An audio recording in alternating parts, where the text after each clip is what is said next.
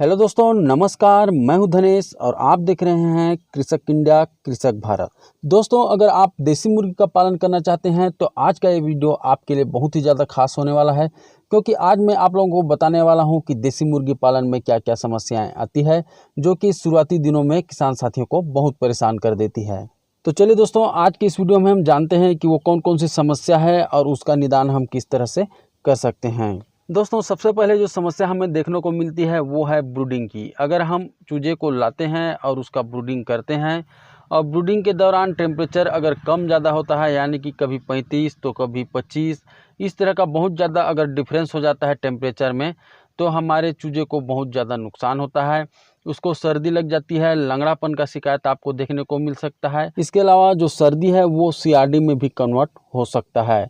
तो दोस्तों, इसलिए आप जब चूजा लाएंगे तो टेम्परेचर को एकदम बराबर रखें। पहले सप्ताह में आपको 35 डिग्री के आसपास रखना है, उसके बाद एक एक डिग्री कम करते जाना है। दोस्तों, इसके अलावा जो ब्रूडिंग का सामान है उसको चूजा आने से पहले अपने सेट पे ला करके रखें।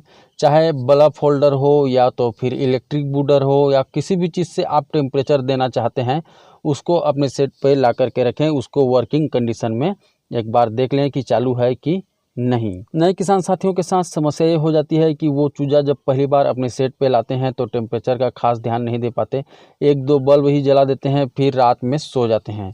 तो उस कंडीशन में होता है कि जैसे ठंड का मौसम है तो चूजे एक के ऊपर एक दब जाते हैं, ठंड के कारण वो इकट्ठा होना स्टार्ट हो जाते हैं और एक के ऊपर एक दब करके नीचे वाला जो चूजा है वो मर जाता है। तो इसलिए टेम्परेचर का खास तौर से ध्यान रखेंगे। लाइट जला रहे हैं तो कम से कम 100 में 3 जो बल्ब, पीला वाला बल्ब जो जलता है 60 या 100 वाट का, उसको लगा करके रखेंगे। या तो इलेक्ट्रिक बूडर से करते हैं तो आप उसको अपने शेड में लगा करके रखेंगे। दोस्तों, जब हम पहली बार पोल्ट्री फार्मिंग करते हैं और चूजा लाते हैं तो हम देखते हैं कि बिना कारण के, यानी कि कोई भी बीमारी का लक्षण हमें दिखते नहीं रहता और चूजे मर जाते हैं। रोज़ एक दो मर जाते हैं। ऐसा 8-10 दिन तक होता है, यानी कि एक दिन से लेकर के 8-10 दिन तक दो चार चूजा बिना बीमारी के लक्षण के मरते रहते हैं। तो ये किसान साथियों को बहुत ज़्यादा नुकसान कर देता है। समझ ही नहीं आता कि कौन सा दवाई दूं।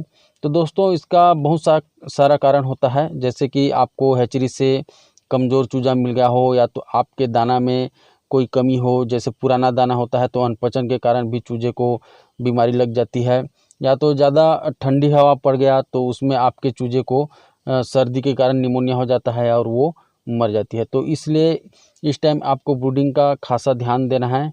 आपको टेम्परेचर मोस्ट इम्पोर्टेंट है। पहले 8 से 10 दिन में टेम्परेचर को मेंटेन करके रखेंगे और पहले सप्ताह से लेकर के 40-42 दिन तक कितना टेम्परेचर रखना है उसका वीडियो हमारे चैनल पे बन चुका है।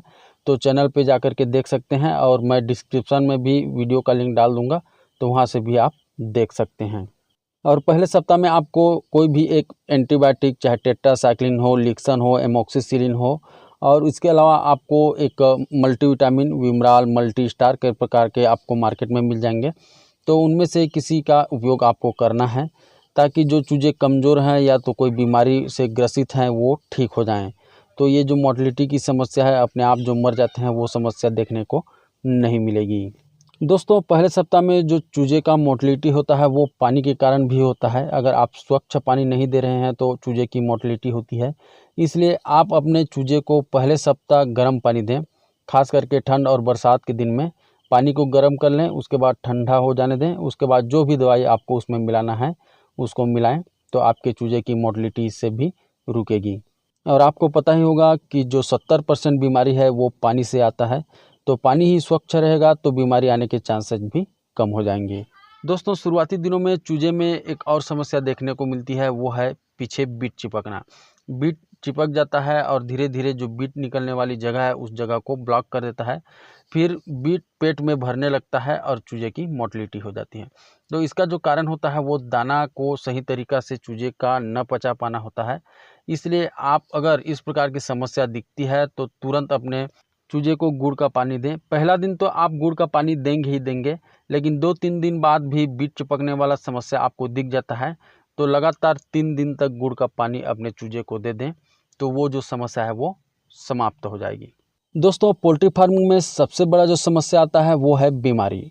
चाहे आपका सीआरडी हो, रानीखेत हो, गम्बोरो हो, फाउल पॉक्स हो, या तो बीट में खून आना हो, इस प्रकार की समस्या आपको देखने को मिल सकता है। कोई ना कोई एक बीमारी आपके बेच में ज़रूर आता है, तो इसके लिए पहले से हमें सावधान रहना चाहिए। उसके लिए आवश्यक जो दवाई है, जैसे एंटीबायोटिक में टेट्रासाइक्लिन हो गया, एमोक्सिसिलिन हो गया, लिक्सन हो गया, इंड्रोफ्लॉक्सासिन हो गया।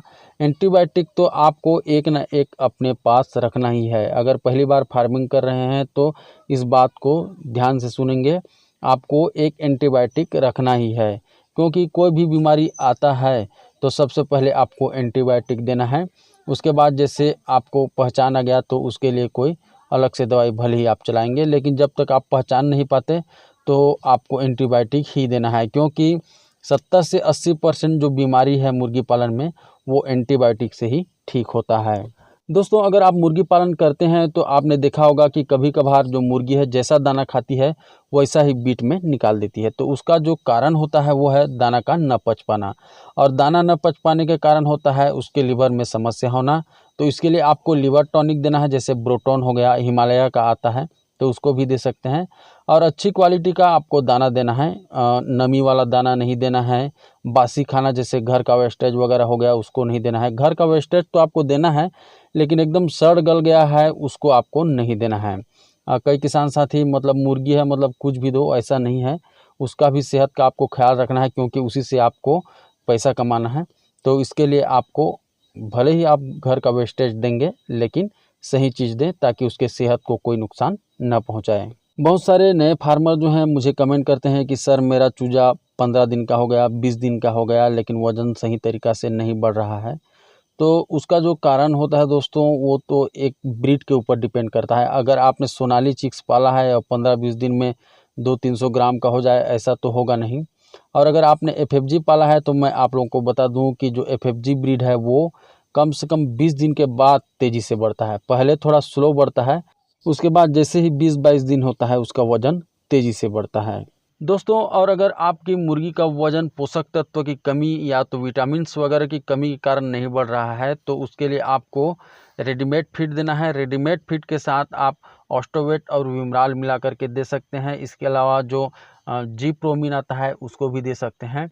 1 लीटर ऑस्टोवेट में आपको 30 ml विमराल को मिलाना है। और अगर आपका चूजा जो है 25 दिन से नीचे का है तो 7 ml प्रति 100 मुर्गी के हिसाब से आपको देना है दिन भर के पानी में। और 25 दिन से ऊपर का है तो 10 ml को आपको देना है दिन भर के पानी में। ऐसा 5 से 7 दिन लगातार देंगे तो वज़न बढ़ जाएगा। इसके अलावा वज़न बढ़ाने के लिए जी प्रोमिन जो है बहुत ही ज़्यादा उपयोग में लाया जाता है, तो उसका भी उपयोग आप कर सकते हैं। इसको आपको लगातार 3 दिन देना है 7 ml देना है 100 मुर्गियों को।